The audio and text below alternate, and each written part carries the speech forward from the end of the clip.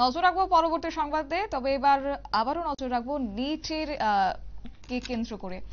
তবে এক্ষেত্রে জানিয়ে রাখি, এবার নিট মামলায় ফের একবার পিছিয়ে গেল শুনানি সুপ্রিম কোর্টে। মামলা পিছিয়ে যাওয়ায় এক প্রকার হতাশা আবেদনকারীদের মধ্যে। দ্রুত শুনানি চাইছে ইতিমধ্যেই পড়ুয়ারা। তবে কবে নাগাদ নিটের মামলার পরবর্তী শুনানি, এই নিয়ে যেহেতু প্রশ্ন উঠছে, বিস্তারিত অবশ্যই আপনাদেরকে জানিয়ে রাখবো। আমাদের সাথে রয়েছে প্রতিনিধি সুমন্ত ব্যানার্জি। সুমন্ত, ইতিমধ্যেই এই নিটকে কেন্দ্র করে একাধিক তথ্য, তারই মধ্যে এবার নিটের মামলা নাকি আরো একবার পিছিয়ে গেল। কবে নাগাদ শুনানি হতে পারে, যদি একটু তুলে ধরো। দেখো, বিষয়টা হচ্ছে যে আজই সুপ্রিম কোর্টে নিট মামলার শুনানি হওয়ার কথা থাকলেও তা হলো না। কারণ কোন এক বিশেষ কারণবশত তা হয়নি। মানে প্রধান বিচারপতি DY চন্দ্রচূড় চেয়েছিলেন সোমবার এই মামলার শুনানি রাখতে, কিন্তু সেই সময় সলিসিটর জেনারেল জানিয়ে দেন, কেন্দ্রীয় সলিসিটর জেনারেল জানিয়ে দেন যেদিনে সোম এবং মঙ্গলবার দুদিনই উপস্থিত থাকতে পারবেন না আদালতে, এবং তার জন্য এর যে পরবর্তী শুনানি তা 18ই জুলাই বৃহস্পতিবার ধার্য করা হয়েছে। বুধবার ছুটি বলে সেদিন আদালত বন্ধ থাকবে, তাই মানে সেটা 17 তারিখ হওয়ার প্ল্যানিং ছিল প্রাথমিকভাবে, কিন্তু সেদিন আদালত বন্ধ থাকবে। তাই 18ই জুলাই এটা করা হবে। এর আগেও গভীর রাতে সুপ্রিম কোর্টে নিট পরীক্ষায় তুমি জানো যে প্রশ্নবাচিনী বা হলফনামা পেশ করে NTA, এবং সেখানে তারা দাবি করেছিল যে নিটের যে পরীক্ষার প্রশ্নপত্র ফাঁস হওয়ার যে অভিযোগ উঠেছে চারিদিক থেকে, সেটা আদতে সত্যি নয়।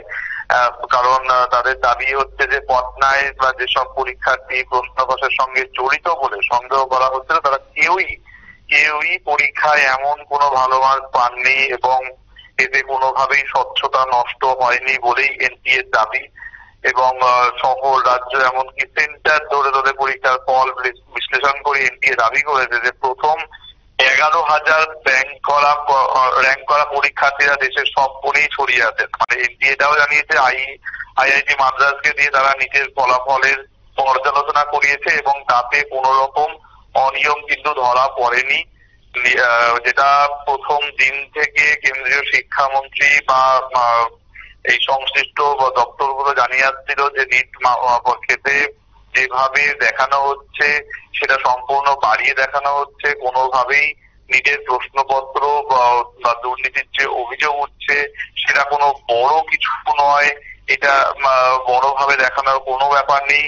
কিন্তু মানে চারিদিকে এত যেভাবে প্রশ্নপত্র ফাঁস হয়েছে বিভিন্ন জায়গা থেকে, তা সে পটনা হোক, বিহার হোক, উত্তরপ্রদেশ হোক, দিল্লি হোক, মুম্বাই হোক, বা কলকাতা হোক, চারিদিক থেকে যেভাবে বিভিন্ন রাজ্য থেকে বিভিন্ন জনকে এখনো পর্যন্ত গ্রেফতার করা হয়েছে এই মামলায়, এবং একের পর এক নতুন নতুন নাম উঠে আসছে। CBI তদন্ত করছে, তারপরেও কিভাবে বা NTA বা কেন্দ্রীয় সরকার এটা জানাতে পারে সেটা নিয়ে কিন্তু এখনো পর্যন্ত একটা প্রশ্নচিহ্ন তৈরি হয়েছে।